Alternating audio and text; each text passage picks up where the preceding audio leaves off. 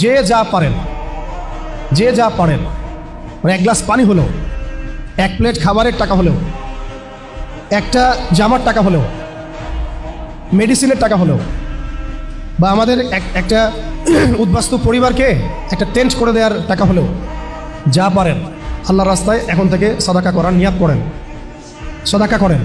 সামনে ঈদুল আজহা আসছে। আমাকে ওই প্যালেস্টাইনের গাজার এক ভাই আমাকে টেক্সট করে বলছিলেন যে আমরা লাস্ট কবে মাংস খাইছি আমাদের এটা মনে পড়ে না। আর কথা হচ্ছে যে আমরা এখান থেকে তো পশু পাঠাতে পারবেন না, এবং সেখানে আপনি যে অ্যাভেলেবেল কোরবানির পশু আছে এমনও না।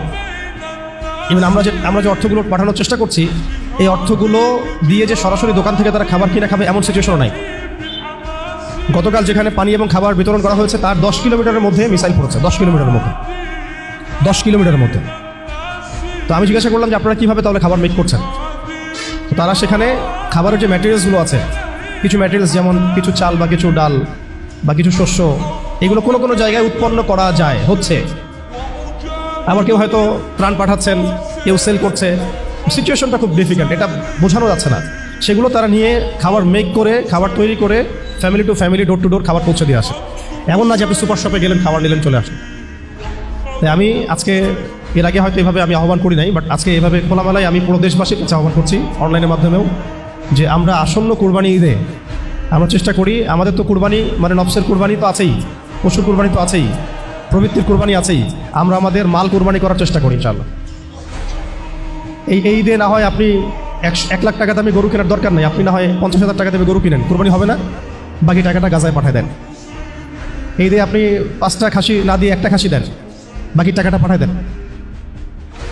এই ঈদে এমন ফিকির করি আমরা, আমাদের আয়ের অন্তত ধরেন আয়ের 10%, মোট আয়ের 10% করে যদি আমরা সবাই দেওয়ার চেষ্টা করি, আমার মনে হয় আমরা এখান থেকে কোটি কোটি টাকার ফান্ড পাঠাতে পারবো ইনশাআল্লাহ।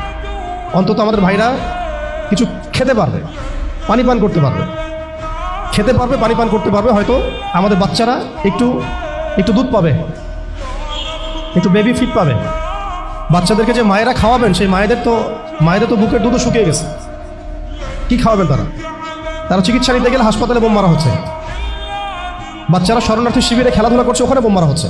অন্তত পক্ষে যতটুকু আমাদের পক্ষে সম্ভব, এইটুকু যদি আমরা না করি, ওয়াল্লাহি আল্লাহর কসম করে বলতেছি, কাল কিয়ামতের মাঠে আমরা কেউ এই দায়মুক্ত হতে পারবো না। আপনি এটা বিশ্বাস করেন যে কাল কিয়ামতের মাঠে আমাদেরকে আল্লাহ পাক অবশ্যই জিজ্ঞাসা করবেন এটা নিয়ে। শপথ, ইচ অ্যান্ড এভরি ইন্ডিভিজুয়াল মুসলিমকে আল্লাহ পাক জিজ্ঞাসা করবেন। তো আমরা কিছুই করতে পারছি না, অন্তত পক্ষে আমাদের ভাইদের জন্য এই ঈদে একটা প্রজেক্ট আমরা হাতে নিয়েছি, যাতে আমরা ত্রাণটা পাঠাতে পারি। আপনারা চেষ্টা করেন, যার যা আছে এটা দিয়ে আমাদের সাথে শরীক হওয়ার চেষ্টা করেন, আল্লাহ পাক তৌফিক দান করেন। পাশাপাশি আরও অনেক ভাইরা অনেক ফাউন্ডেশন থেকে কাজ করছেন, যে কোনো ফাউন্ডেশন হোক না কেন, যে কোনো অ্যাসোসিয়েশন হোক না কেন, আপনারা অন্তত শরীক হন। আমরা বাংলাদেশ থেকে এর আগে রোহিঙ্গাদেরকে আমরা আশ্রয় দেখিয়ে দিয়েছিলাম যে আমরা 10 লাখ রোহিঙ্গার দায়িত্ব নিয়েছিলাম।